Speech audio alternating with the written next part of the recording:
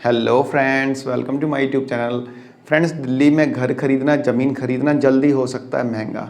महंगे होने के पीछे रीज़न है जो स्टैम्प ड्यूटी लगती है घर खरीदने या फिर कोई फ्लैट खरीदने या फिर ज़मीन खरीदने में, उस स्टैम्प ड्यूटी की दर में बढ़ोतरी, यानी कि रेट ऑफ स्टैम्प ड्यूटी बढ़ने वाली है जल्द ही। इसलिए दिल्ली में फ्लैट खरीदने या फिर ज़मीन खरीदने या कोई घर खरीदने के लिए आपको एक्स्ट्रा अमाउंट पे करना पड़ेगा, जिससे कि आपको वह घर महंगा पड़ेगा। इस स्टैम्प ड्यूटी में कितने % की बढ़ोतरी जो है प्रपोज्ड है, यह बढ़ोतरी कौन कर रहा है, ये बढ़ोतरी कब से इम्प्लीमेंटेशन होगी, यानी बढ़ा हुआ रेट जो स्टैम्प ड्यूटी का है कितना प्रपोज्ड है, कौन इसको बढ़ा रहा है, इसका इम्प्लीमेंटेशन कब से होगा, इसका क्या क्राइटेरिया रहेगा, इन सभी बातों की चर्चा हम यहाँ पे करेंगे और जानेंगे कि जो स्टैम्प ड्यूटी बढ़ रही है कितनी बढ़ रही है, कौन बढ़ा रहा है, कब से लागू होगी, इसकी क्या टर्म्स एंड कंडीशन होगी, इन सभी बातों को हम यहाँ पे जानेंगे। फ्रेंड्स, जैसा कि आप लोगों को पता ही होगा कि यदि दिल्ली में आप कोई घर खरीदते हैं, कोई ज़मीन खरीदते हैं या कोई फ्लैट खरीदते हैं, तो यदि आप किसी पुरुष के नाम से खरीदते हैं, यानी कि खरीदने वाला जो पर्सन है वो मेल है, तो आपकी स्टैम्प ड्यूटी 6% लगती है। और यदि खरीदने वाली फीमेल है, यानी कि कोई महिला है, तो स्टैम्प ड्यूटी 4% लगती है। ये तो आप सब लोगों को पता ही होगा। इस स्टैम्प ड्यूटी में आधी हिस्सेदारी जो होती है वह एमसीडी की होती है। जैसे कि यदि कोई पुरुष मकान खरीद रहा है या ज़मीन खरीद रहा है तो 6% के हिसाब से वो स्टैम्प ड्यूटी पे करेगा। तो 6% में 3% जो पार्ट होगा वो दिल्ली गवर्नमेंट को जाएगा और जो बाकी का 3% पार्ट होगा वह एमसीडी को जाएगा। यानी कि एमसीडी की आधी हिस्सेदारी होती है जो स्टैम्प ड्यूटी होती है, या फिर जो ट्रांसफ़र ड्यूटी जिसको आप बोल सकते हैं, नॉर्मली उसको स्टैम्प ड्यूटी ही बोलते हैं। तो आधा जो हिस्सा होता है एमसीडी को जाता है, आधा दिल्ली गवर्नमेंट को जाता है। इसी तरह यदि कोई लेडीज़ के नाम से या किसी फीमेल के नाम से कोई घर का ट्रांसफ़र किया जाता है या रजिस्ट्रेशन कराया जाता है, तो उस पर जो स्टैम्प ड्यूटी 4% जो पे की जाती है, उसमें 2% दिल्ली गवर्नमेंट को जाती है और 2% एमसीडी को जाती है। तो यहाँ पर एमसीडी ने अपने हिस्से में आने वाले जो स्टैम्प ड्यूटी के रेट को बढ़ा दिया है, उसने अपने हिस्से वाला बढ़ाया है, दिल्ली गवर्नमेंट वाला नहीं बढ़ाया। जैसा कि मैंने आपको बताया कि यदि किसी मेल के नाम पे मकान का रजिस्ट्रेशन होता है तो 6% की दर से स्टैम्प ड्यूटी दी जाती है। तो उसमें 3% जो पार्ट होगा वो एमसीडी का होगा और बाकी का 3% होगा दिल्ली गवर्नमेंट का होगा। तो एमसीडी ने जो अपना पार्ट है ना 3% वाला, उसमें 1% की बढ़ोतरी की है, दिल्ली गवर्नमेंट वाले में नहीं किया है। यानी कि 3% से बढ़ा के उसको 4% कर दिया है और एमसीडी ने इसको अप्रूव भी कर दिया है।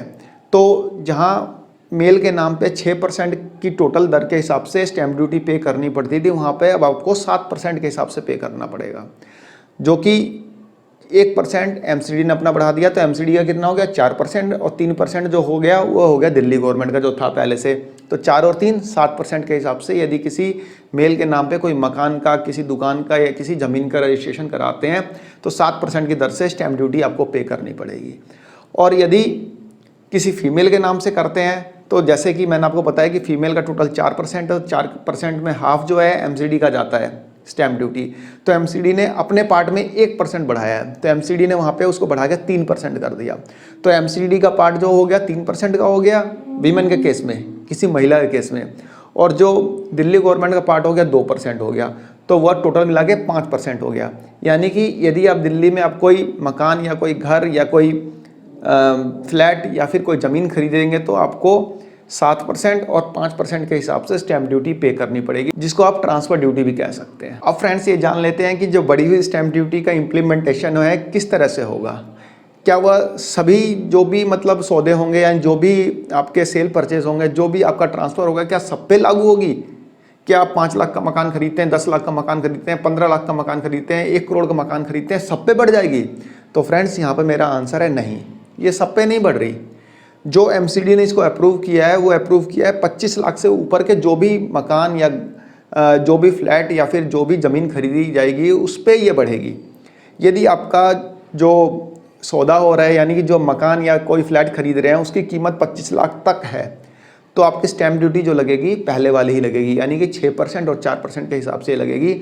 बट यदि आपका जो सेल या परचेज जो हो रही है वो 25 लाख से ज़्यादा अमाउंट किया है, तो आपके बढ़े हुए रेट पे आपको स्टैम्प ड्यूटी पे करनी पड़ेगी, जिसे कि एमसीडी ने अप्रूव कर दिया है। स्टैम्प ड्यूटी की जो बढ़ी हुई दरें हैं ये अभी लागू नहीं हुई है, इम्प्लीमेंट नहीं हुई है।